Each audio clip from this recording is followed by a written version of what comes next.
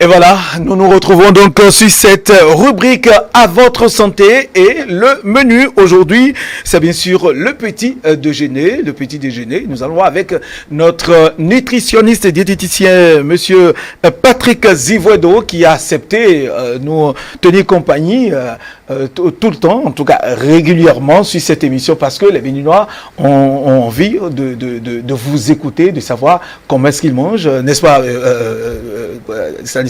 Oui, c'est bien ça. Les Béninois ont bien envie de savoir quoi manger, à quel moment le faire, à quelle heure le faire. Monsieur Patrick Zivouedo, bonjour.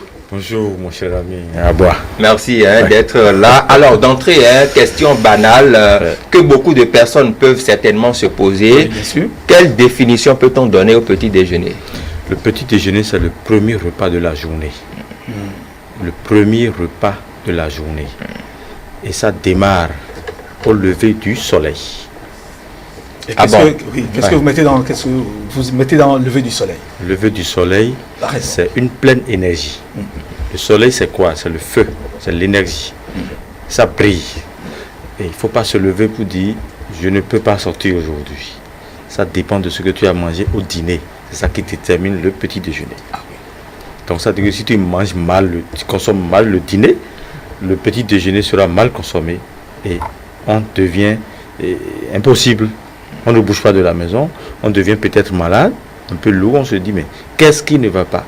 Ça veut dire que tu n'es pas en contact avec au lever du soleil, tu n'as pas pu programmer ton petit déjeuner. Très bien. Autrement, il y a une relation ou une corrélation entre le dîner et le petit déjeuner du lendemain, c'est ça? Absolument, ça dépend comment tu as mangé le soir. Donc, bon, prenons un cas pratique, quelqu'un qui a mangé de la pâte avec la sauce légumes le soir autour de 22 heures. Comment pourrait-il se comporter le lendemain? Ou bien quel petit déjeuner pourrait-il prendre le lendemain? Voilà. Le soir, par exemple, il prend peut-être le dîner à partir de 22h, 23h. C'est notre habitude. Et on se base peut-être sur la pâte de maïs. Parce que le maïs, c'est pour les enfants. C'est pour la croissance. Mais quand quelqu'un qui a 45 ans, 50 ans, qui prend encore le maïs le soir, il se crée des problèmes de lourdeur au pied. Ah bon? Lourdeur au pied, il ne saura pas. Mais un jour, il va se poser la question et me dire qu'est-ce qui ne va pas? Très bien. Il a une habitude alimentaire non conforme. Non conforme. Voilà. Alors, monsieur Patrick Zivouedo, nous aurons le temps d'en parler, c'est-à-dire le menu du dîner. Du dîner, c'est ça.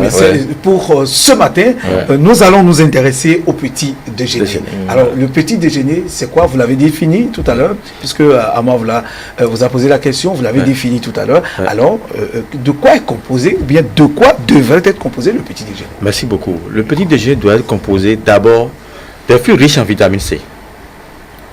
Je l'insiste toujours. Des protéines. Les fruits riches en vitamine C. Oui. Alors, en parlant de vitamine C, pour permettre aux téléspectateurs... Voilà. Je prends notre simple baobab. Notre poudre de baobab que Dieu nous a donné.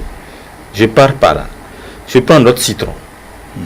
Je prends le pamplemousse. Je prends l'orange. Je prends mandarine. Bon, pour ceux qui sont nantis riches, je prends le kiwi. Il y a un fruit qu'on appelle le kiwi. Ça, c'est pour les nantis, les personnes sur le kiwi coûte cher. Voilà. Ceux qui nous suivent, ils savent le prix du kiwi. Alors, simplement, je peux faire recours au citron, pamplemousse, orange, les agrumes. Après cela, il y a les protéines végétales, les protéines animales. Alors, un beau matin, je dois avoir un bon sandwich. Qu'est-ce que vous appelez bon sandwich? C'est ça, puisque le sandwich, on connaît, ici, c'est un pain dans lequel on met peut-être des œufs, ajouter quelques séquences de beurre avec du fromage, etc. Et puis c'est bien bourré, c'est bien gros. C'est de ça que vous parlez? C'est de ça, mais non, pas du tout. Ça fait partie des aliments morts. Ah oui, c'est des aliments morts. Parce que le pain d'abord, mes chers amis, vous savez ce que c'est que le pain? Ça contient du bromate de potassium. Première des choses, on doit consommer le pain, mais en petite quantité, destinée à chaque individu. Ce n'est pas tout le monde qui doit prendre le pain. Maintenant, dans le pain, le sandwich dont je parle, c'est sandwich basé sur le poisson. C'est pas, parce que j'ai parlé des protéines. On a des protéines végétales, protéines animales. On a besoin du poisson. Et quel type de poisson? Je prends par exemple maquereau. En fond, on dit salomon. Salomon, d'accord. C'est un poisson qu'on peut fumer. Nous, le monde doit acheter fumé. il y a une nuance. Il ne faut pas acheter ce qui est pré-fumé en ville. Si vous l'achetez, vous ne savez pas comment l'autre a fumé. C'est pourquoi il faut avoir toujours un diététicien à sa portée pour demander les recettes, comment fumer mon poisson. Et vous devez avoir un four à la maison, ou une grille, et quelques techniques d'épices seulement. Vous fourrez votre poisson, vous grillez, et vous émiettez le poisson avec quelques légumes très importants que nous ignorons. L'oignon, l'ail. L'oignon et l'ail, tout simplement. Parce que le poisson contient d'huile. Naturellement. Oui. Surtout Salomon, comme le dit. Très bien. L'acide oméga 3. Oui. Le cœur en a besoin. Très bien. Donc, on émiette, on grille. Parce que quand tu grilles, il y a aussi les formes de cuisson. Quand tu participes à la cuisson, la friture, ça tu as détruit l'huile du poisson, naturellement. Donc, tu passes à la grille ou tu fourres le poisson. Fourrer le poisson, c'est mettre ça au four, mettre les épices dont je viens de parler, et après vous réglez bien le thermostat et vous obtenez votre poisson fourré.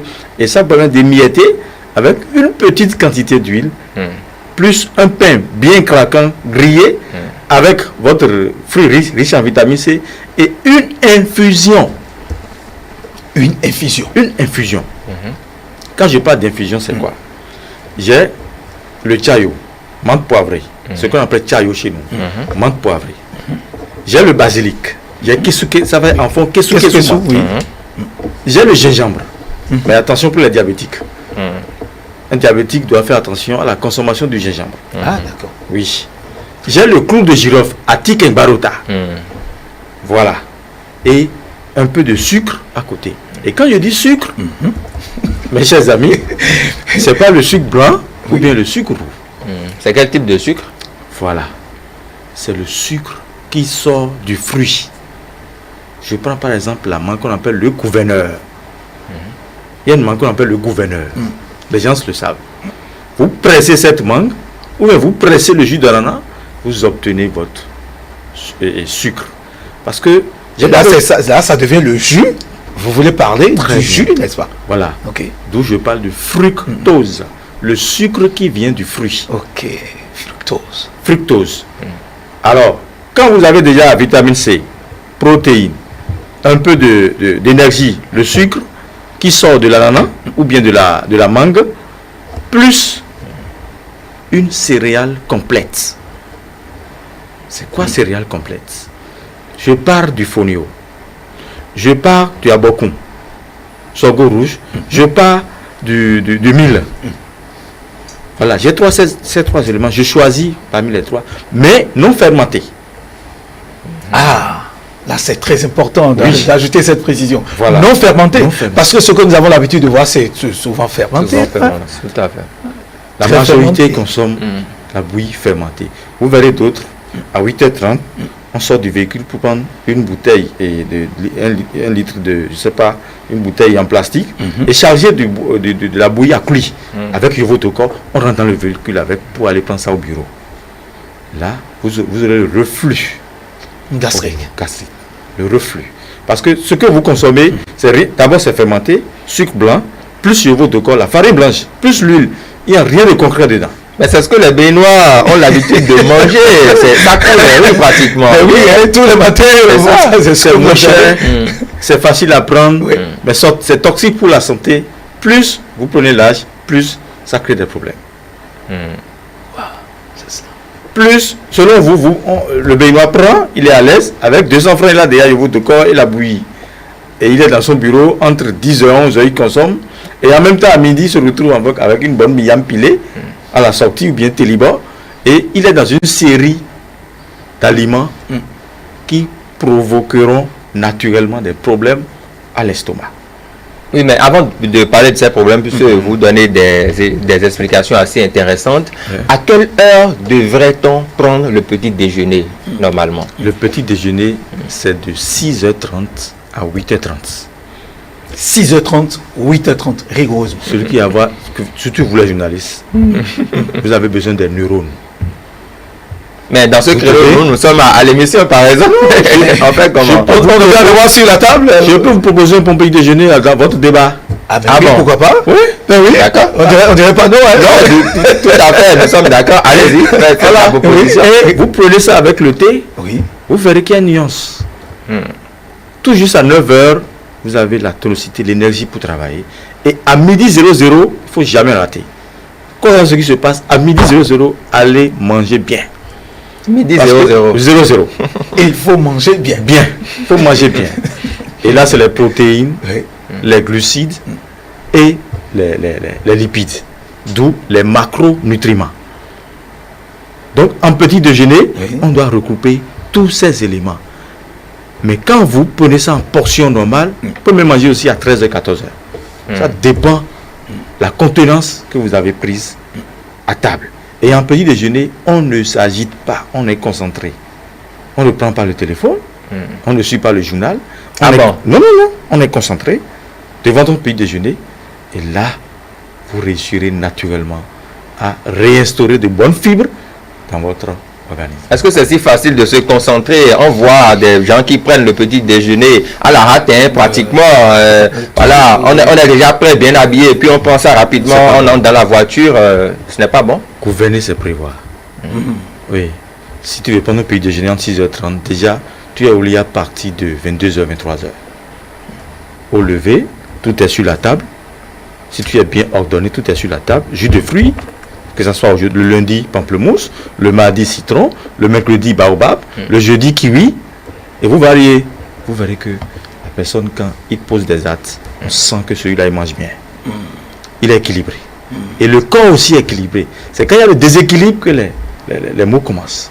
Donc, alors, le petit déjeuner ainsi défini, Monsieur Patrice Ivoido, c'est quel doit être, c'est-à-dire le côté, parlant du côté financier, côté financier, combien ça peut coûter ce petit déjeuner dont vous venez de parler pour un Béninois? Non, au plus 1000 francs. Au plus 1000 francs pour le matin. Mais combien de Béninois ont la capacité de s'offrir un petit déjeuner qui coûte moyennement 1000 francs chaque matin? Mon frère, c'est une obligation. Si tu veux vivre longtemps, il faut avoir des principes. C'est votre santé. La vie aussi a un coût. Oui, c'est votre santé. Si vous n'êtes pas en pleine forme, vous ne pouvez pas conduire le véhicule et votre moto pour venir ici. Ça veut dire une parenthèse, monsieur Ozinvoido. On sait que ces 1000 francs dont vous parlez peuvent servir. Oui, 1000 francs. Justement, oui. Les 1000 francs peuvent servir déjà au déjeuner ou même au dîner ailleurs. On sait comment ça se passe. Est-ce que ce n'est pas utopique, ce vœu-là? Non, ce n'est pas utopique. Même Benoît Landa simple, déjà s'il prend le pamplemousse ou bien le citron avec de l'eau chaude le matin, accompagné d'une bouillie non fermentée, il n'est pas à 500 francs. Ou bien, ça c'est vrai. Déjà dans la vitamine C, nous avons tout ce qu'il faut. Magnésium, vitamine C, tout. Il prend le temps pour acheter, il presse son jus, plus la bouillie non fermentée. Parce que si jamais il met du sucre dedans, il a encore tout gâté. Donc, c'est bouillie non fermentée, non sucrée. Non fermentée, non sucrée. Ou bien il achète la banane plantain, il bouillit la banane plantain, il prend ça avec la bouillie non fermentée. Parce que on bouillit la banane plantain. Oui. C'est pas banane plantain frite, c'est bouilli. Bouilli. Ah d'accord. Bouilli. Et là, il prend sa fourchette, c'est bien, il prend sa main, il prend une partie, il prend sa bouillie, il prend une partie. Et en 5 à 10 minutes, il fait son petit déjeuner, il continue. Là, il est sûr de ce qu'il mange. Parce que d'abord, on a parlé des céréales à grains entiers. C'est pas fermenté. Et ça ne créera pas de problème sur le plan stomacal, de l'estomac. Et de même, sur le plan, il aura une bonne digestion. Parce que si tu as la constipation dans la journée, va faire recours à ton petit déjeuner. Forcément. Si tu as la constipation très tôt le matin, va faire recours à ton dîner. Voilà. Maintenant, si tu n'as pas respecté les heures gastronomiques, parce que le petit déjeuner de 6h30 à 8h30, si tu rates 7 heures, et à partir de 10h, tu vas te recueillir quelque part pour prendre du lait avec glaçons et du pain, là, toute la journée, tu as des problèmes sur le plan digestif. Oui, j'allais demander, le petit déjeuner, souvent on voit du Milo, du lait, du pain, avec quelques œufs, voilà, de l'omelette, voilà. Comme on le dit. Alors vous-même constatez, est-ce qu'il y a du fruit là? Il n'y a pas du fruit. Il y a protéines, il y a glucides, il n'y a pas du fruit. Qu'est-ce qu'il va faire digérer le pain, le lait, le Milo? Donc c'est mauvais cette façon de manger. C'est très mauvais. C'est pourquoi on a un taux d'hémorroïdes dans le pays. Ah, c'est ça qui C'est ça. suscite. Ah bon. Ouais. On a un taux d'hémorroïdes. Tu vois, n'importe qui gère l'hémorroïde. N'importe qui gère l'hémorroïde. C'est une succession, c'est-à-dire il prend rien que de gluten sur son passage. Des protéines. Les œufs, par exemple. Il est vrai, on dit un homme, un œuf par jour. Mais attention, il y a plusieurs types de protéines. Il y a le poisson, il y a la viande de dinde, de pintade, de poulet. Et c'est à nous de voir ce qu'il faut choisir. C'est ça. Très bien, très intéressant, Monsieur Patrick Azivouedo. On n'a vraiment pas envie de vous laisser partir. C'est ça. Les téléspectateurs aussi, certainement. Ouais. Nous aurons, puisque vous êtes avec nous, nous allons vous toujours vous recevoir. À moi, Sanissa, pour encore une question. Oui, et très rapidement, Oui, si vous oui, le permettez, oui. je voudrais savoir si le petit déjeuner est facultatif. C'est obligatoire. D'accord. D'accord. C'est obligatoire. Vous pouvez prendre le petit déjeuner et tout au long de la journée, rien que de jus de fruits, l'hydratation. D'accord. D'accord. Mais on ne peut pas laisser tomber le petit déjeuner et prendre le reste des repas. On peut prendre même à Bobola, avec un peu de gari non fermenté. On peut prendre ça le matin. Comme petit déjeuner. Comme petit déjeuner, accompagné du jus. Oui, C'est long, la journée. il y a la vous aurez envie de dormir. Il y a la vitamine C, le jus de fruits là. Faites l'expérience. Accompagné du jus de fruits. Jus de fruits. Ah, d'accord. Prenez un verre de jus d'orange, diluez un peu avec le citron, et prenez une portion de haricots rouges, et non le blanc. Haricots Et rouges. haricots rouges. En enfant, on dit kege.